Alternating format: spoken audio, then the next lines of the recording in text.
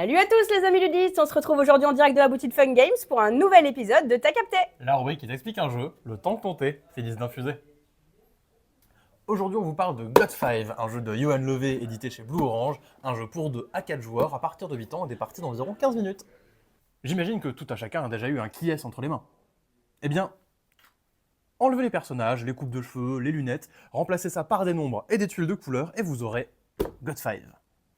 God5, c'est un jeu de déduction. Chaque joueur va recevoir devant lui une petite plaquette avec 5 petites tuiles avec des numéros. Mon objectif, du moins l'objectif de chaque joueur, va être d'être le premier ou la première à retrouver sa combinaison, ces 5 chiffres ordonnés sur sa plaquette. Une fois que tout le monde est prêt, chaque joueur va pouvoir se munir de sa feuille de notes et de son petit stylo.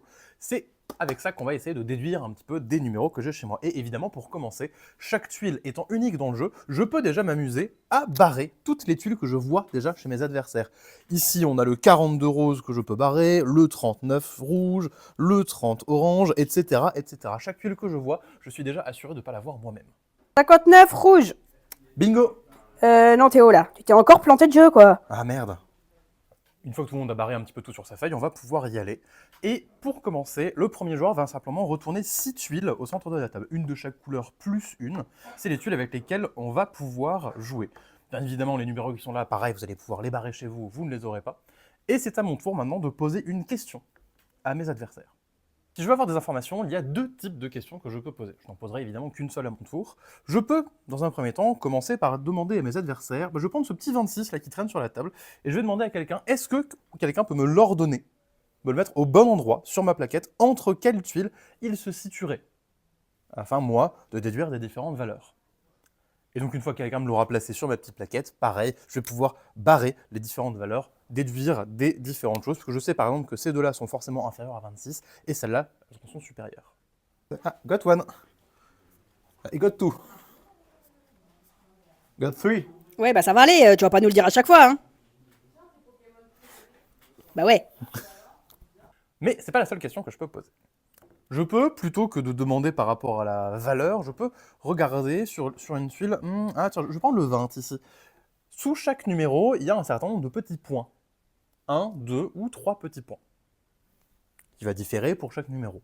Je peux très bien demander à mes adversaires, plutôt que de m'ordonner ce 20, de me le placer au bon endroit dans ma suite de nombres, je vais demander, est-ce que celui-là, là en bleu, il a le même nombre de petits points? Et en fonction de si on me dit oui ou non, je vais le mettre à l'endroit ou à l'envers de l'autre côté. S'il a le même nombre de petits points, je le garde à l'endroit, sinon à l'envers. Et pareil, je vais pouvoir prendre en compte mes déductions. Je sais qu'en bleu, s'il n'a pas un petit point, je barrerai tous les un petit point en bleu. Et on va avancer comme ça dans ma déduction. Et une fois qu'un joueur a posé sa question, ça va être au tour du joueur suivant qui va, avant de poser sa question, révéler une nouvelle tuile, l'annoncer bien évidemment aux autres, donc là, par exemple le 52 rose et que tout le monde va pouvoir barrer, et ce sera à son tour de poser une question, etc., etc., etc. Mais s'il y a un moment donné dans la partie, même si c'est pas mon tour, je pense être arrivé au bout de ma déduction, et je pense avoir mon code, je peux annoncer aux autres God5. À ce moment-là, je vais annoncer aux autres la séquence que j'ai déduite être la mienne.